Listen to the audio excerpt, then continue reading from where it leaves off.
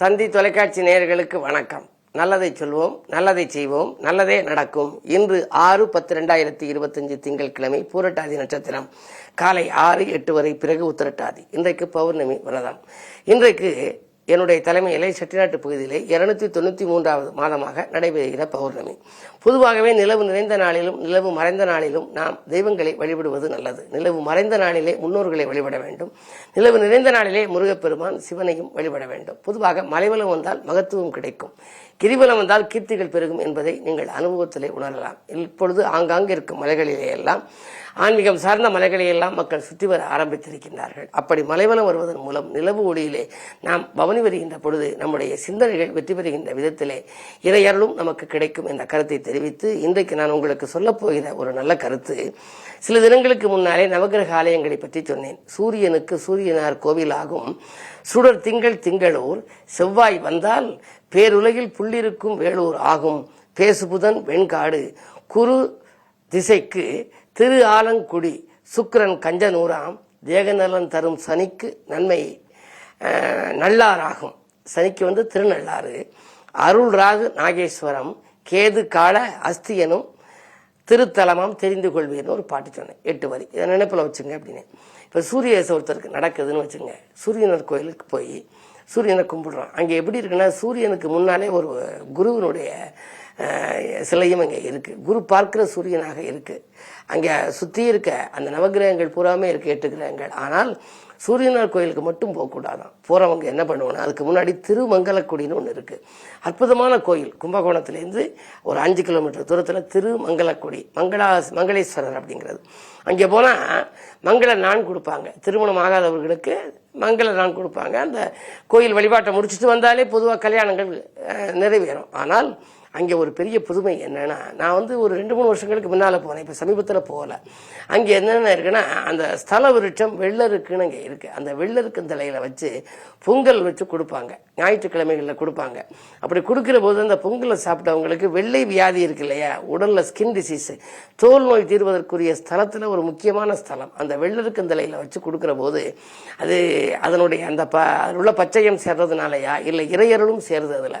அப்படி கொடுக்கிற போது அது சாப்பிட்றாங்க. அப்படி சாப்பிட்றவங்களுக்கு உடல்ல எல்லாம் வெள்ளையா இருக்கவங்களுக்கு அந்த டிசீஸ் கொஞ்சம் கொஞ்சமாக குறைஞ்சு மாறுது. எனக்கு தெரிஞ்ச ஒருத்தருக்கு முதல்ல உதட்டில் வந்துச்சு வெள்ளை, அதுக்கப்புறம் காது கிட்டக்க வந்துச்சு, அப்புறம் உடம்பு பூரா வந்துச்சு. ஆனால் இந்த ஆலயம் போயிட்டு வந்தார். போயிட்டு அவர் எப்படி வழிபட்டாருன்னு தெரியல. ஆனால் போய் சாமி கும்பிட்டு வந்தேன் அப்படின்னு சொன்னார். வாரம் போனார் ஞாயிற்றுக்கிழமைகள் எல்லாம். அப்படி போயிட்டு வந்துட்டு அதுக்கப்புறம் அவர் எடுத்த ட்ரீட்மெண்ட்டும் சரி, இயற்கையிலேயே முழுமையாக பழைய நிலைக்கு வந்துட்டார். மிகப்பெரிய ஆச்சரியம். இந்த காலத்தில் இப்படி ஒரு வெள்ளை வியாதியில் இருந்தவர் பழைய மாதிரியான ஒரு தோற்றத்தில் அவருடைய இயற்கையான அந்த ஸ்கின் நிறத்துக்கு வந்துச்சு அப்படின்னா அதெல்லாம் ஒரு பெரிய ஆச்சரியம். அப்படிப்பட்ட ஒரு அற்புதமான ஸ்தலம் திருமங்கலக்குடின்னு இருக்குது. அந்த திருமங்கலக்குடியில் உள்ள மங்களாம்பிகையை நம்ம கும்பிடணும், மங்களேஸ்வரர் கும்பிடணும். அதுக்கு பக்கத்தில் அதுக்கு பிறகுதான் சூரியனார் கோயில் வரணுங்கிறாங்க. அதனால் சூரியனார் கோயிலில் எல்லாம் தீபம் ஏற்றி நம்ம வழிபடணும். நவகிரகங்கள் அனுகிரக ஸ்தலமாக அது இருக்குது. சூரியேசை நடந்து ஒருத்தருக்கு சூரிய புத்தி நடந்தால் சூரியேசை வருவதற்கு முன்னதாகவே ஒரு நாள் முன்னதாகவே போய் கும்பிட்டுடலாம், அதை வரவேற்கிற விதத்தில். அப்படி கும்பிட்டோம் அப்படின்னா அந்த சூரியேசை 6 ஆண்டுகள் மிக அற்புதமான பலன் நமக்கு கிடைக்கும். சூரியேசை 6 வருஷம், சந்திரேசை 10 வருஷம், செவ்வாய் திசை 7 வருஷம், ராகு திசை 18 வருஷம், குரு திசை 16 வருஷம், அதுக்கப்புறம் சனி திசை 19 வருஷம், புதன் திசை 17 வருஷம், கேது திசை 7 வருஷம், சுக்கிரேசை 20 வருஷம். மொத்தம் கூட்டி பாருங்க, 120 ஆண்டு ஆகும். அந்த காலத்தில் 120 ஆண்டு இருந்ததுனால பஞ்சாங்கத்தில் இப்படி போட்டிருக்காங்க. இப்போ அந்த 120 ஆண்டுல சரிபாதி என்ன அப்படின்னா 60 ஆண்டுகளில் மணிவிடான்னு கொண்டாடுறாங்க. ஆகையினாலே இப்படிப்பட்ட ஸ்தலங்களை நம்ம தேர்ந்தெடுத்து போகிற போது என்ன திசை நடக்குதோ திசைக்கேற்ற திருத்தலங்களுக்கு நம்ம போய் கும்பிடுற போது நமக்கு மிக அற்புதமான பலன் கிடைக்கும். பொதுவாக இன்றைக்கு பௌர்ணமிங்கிறதுனால நீங்கள் அருகில் இருக்கும் ஆலயங்களுக்கு சென்று முருகப்பெருமானை வழிபடுவதோடு சிவபுராணம் பாடுங்கள், சிவன் சக்தி வழிபாட்டையும் மேற்கொள்ளுங்கள். ஆன்மீகம் சார்ந்த மலைகளை சுற்றி வருவதன் மூலமும் உங்களுக்கு அற்புதமான பலன்கள் கிடைக்கும் என்ற கருத்தை தெரிவித்து இன்றைய ராசி பலன்களை இப்பொழுது உங்களுக்கு வழங்கப் போகின்றேன்.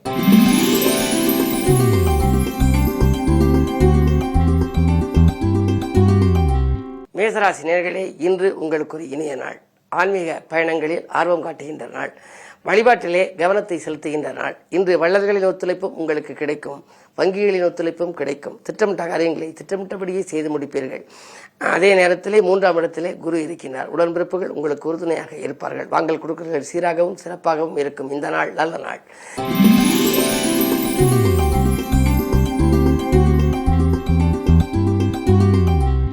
ரிஷபராசினியர்களே, உங்களுக்கெல்லாம் இன்று தலைமை பதவிகள் தானாகவே வருகின்றன. தக்க விதத்திலே பொருளாதாரத்தில் நல்ல முன்னேற்றம் உண்டு.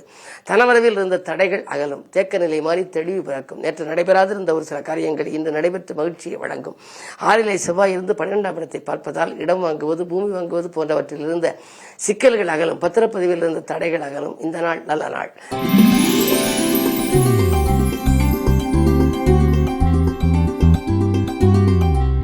மிதுனராசினியர்களே, ராசியிலேயே குரு இருப்பதனாலே நீங்கள் எதை எதிர்பார்த்து காத்திருந்தீர்களோ அந்த காரியம் சிறப்பாக நடைபெறும்.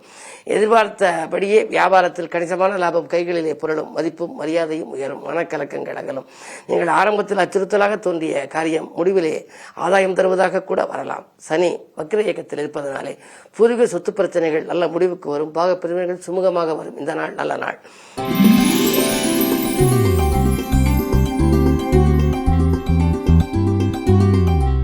கடகராசி நேயர்களே, இடமாற்றங்கள் இனிமை தரும் விதம் அமையும். உடன்பிறப்புகள் வழியே உங்களுக்கு ஒரு நல்ல தகவல் கிடைக்கப் போகின்றது. வாங்கல் கொடுக்கல்கள் சீராகவும் சிறப்பாகவும் இருக்கும். வீடு கட்டுவது அல்லது கட்டிய வீட்டை பழுது பார்ப்பது போன்றவற்றிலே கவனம் செலுத்துவீர்கள். சுப செலவுகள் அதிகரிக்கும். இந்த நாள் நல்ல நாள்.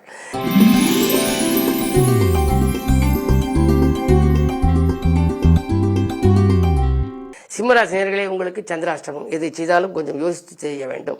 கவலைகள் தீர கடவுள் வழிபாட்டை மேற்கொள்ள வேண்டிய நாள். காரியங்கள் கடைசி நேரத்தில் தான் கைகூடலாம். விரயங்கள் கொஞ்சம் கூடுதலாக இருக்கும். வரவை காட்டிலும் செலவுகள் கூடலாம். தான் உண்டு தன் வேலை உண்டு என்று இருப்பதே நல்லது. இன்று பிறருக்கு ஏதாவது நீங்கள் நன்மை செய்தால் கூட அது தீமையாக தெரியலாம். என்ன இருந்தாலும் இந்த மனக்கலக்கங்கள் வராமல் இருக்க வேண்டும் என்று சொன்னால் நீங்கள் எதிர்மறை சிந்தனைகளை தவிர்த்து நேர்மறை சிந்தனைகளை நினைத்துக் கொள்ளுங்கள். தெய்வ வழிபாட்டில் கவனம் செலுத்துங்கள்.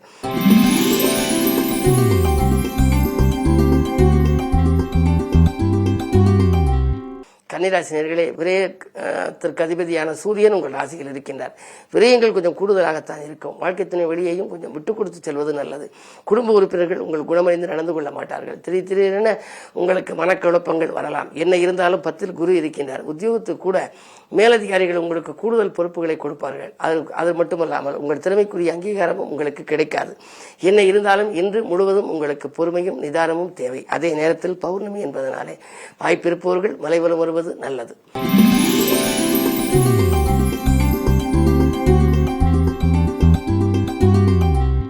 துலாம் ராசினியர்களே, குரு மங்கள யோகம் இருப்பதனாலே இன்று ஆரோக்கியம் உங்களுக்கு சீராகும்.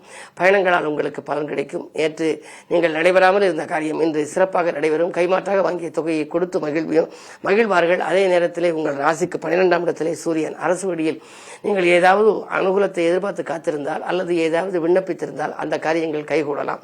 5ஆம் இடத்திலே சனி வக்ர இயக்கத்தில் இருப்பதால் பிள்ளைகளை உங்கள் மேற்பார்வையில் வைத்துக் கொள்வது நல்லது. பிள்ளைகளால் சிறு விரயங்கள் ஏற்படலாம்.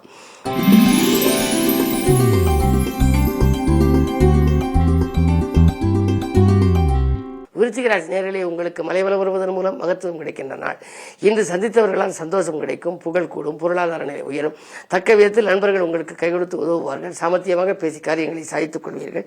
அதிகார பதவியில் உள்ளவர்களின் அறிமுகம் உங்களுக்கு கிடைக்கும். வாகன யோகம் உங்களுக்கு உண்டு. இந்த நாள் உங்களுக்கு வளர்ச்சி கூடுகின்ற நாள்.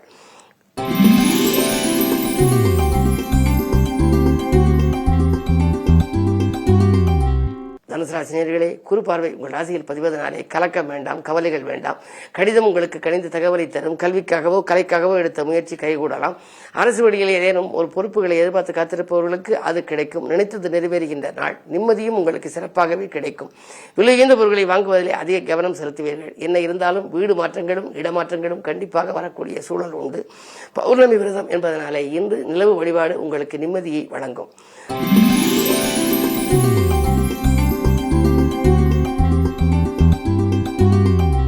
மகர ராசி நேயர்களே, அஷ்டமத்திலே கேதுவும் சுக்கிரனும் இருப்பதால் வரவை காட்டிலும் செலவு அதிகரிக்கின்ற நாள். வாங்கல் கொடுக்கல்களில் சில சிக்கல்கள் வரலாம். யாரையும் நம்பி எந்த பொறுப்பையும் ஒப்படைக்க வேண்டாம்.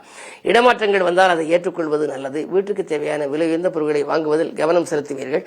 வாக்குவாதம் செய்தவர்கள் மனம் மாறுகின்ற நாளாகவும் இந்த நாள் அமைகின்றது. 2ல் ராகு இருப்பதால் பொருளாதாரம் தேவைக்கேற்ப வந்து கொண்டே இருக்கும்.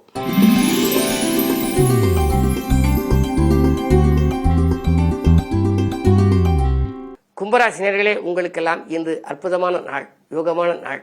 மலைவலம் வந்து மகத்துவம் காண வேண்டிய நாள். கிரிவலம் வந்து கீர்த்தியை காண வேண்டிய நாள். ஜென்மத்திலே சனி வக்ர இயக்கத்தில் இருப்பதால் ஆரோக்கியத்தில் கொஞ்சம் கவனம் செலுத்துங்கள். அப்போதைக்கு போது சிறு சிறு மருத்துவ செலவுகள் ஏற்படலாம். ஜென்மத்தில் ராகு இருப்பதால் வரவேண்டிய பாக்கியில் வசூலாகும். பணப்பழக்கம் நன்றாக இருக்கும். பிரிந்து சென்றவர்கள் பிரியமுடன் வந்து இணைவார்கள். தேவைக்கேற்ப பணம் தேடி வந்து கொண்டே இருக்கும். வாக்குவாதங்கள் செய்வதை தவிர்ப்பது நல்லது. அதே நேரத்தில் சப்தமஸ்தானத்தில் கேது. வாழ்க்கை துணையோடு சில பிரச்சனைகள் வந்து அலைமோதினாலும் கொஞ்சம் விட்டு கொடுத்து செல்ல வேண்டிய நாள் என்பதை நினைவில் கொள்ளுங்கள். இன்று மதியத்திற்கு மேல் உங்களுக்கு மனக்குழப்பம் அகலும். பயணங்கள் பலன் தருவதாக அமையப் போகிறது.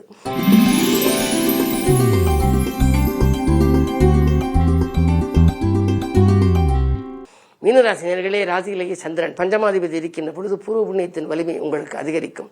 பூர்வ புண்ணியத்தின் பலனாக உங்களுக்கு என்ன கிடைக்க வேண்டுமோ அது கிடைக்கும். வீடு இடம் வாங்குவது பற்றி சிந்தனை அல்லது பாகப்பிரிவினர்கள் சுமூகமாக முடியவில்லையே என்ற கவலை இன்று அகலும். அண்ணன் தம்பிகளுக்குள் இருந்த அரசல் புரசல்கள் மாறும். தொட்ட காரியங்கள் வெற்றி பெற வேண்டுமானால் குருவினுடைய பார்வை வேண்டும். அந்த குருவினுடைய பார்வை இன்னும் 2 தினங்களில் உங்களுக்கு கிடைக்கப் போகிறது. 8/10/2025 கடகராசிக்கு அதிச்சாரமாக வருகின்ற குரு உச்சம் பெற்று உங்கள் ராசியை பார்க்கப் போகின்றார். எனவே இன்று கொஞ்சம் பொறுமையாகவே செயல்படலாம். விரைவில் உங்களுக்கு நல்ல வாய்ப்புகள் இல்லம் தேடி வரப்போகிறது என்பதில் நம்பிக்கையாக இருக்கலாம். இந்த நாள் யோகமான நாள். மேலும் விவரங்கள் அறிய தினத்தந்தி படியுங்கள்.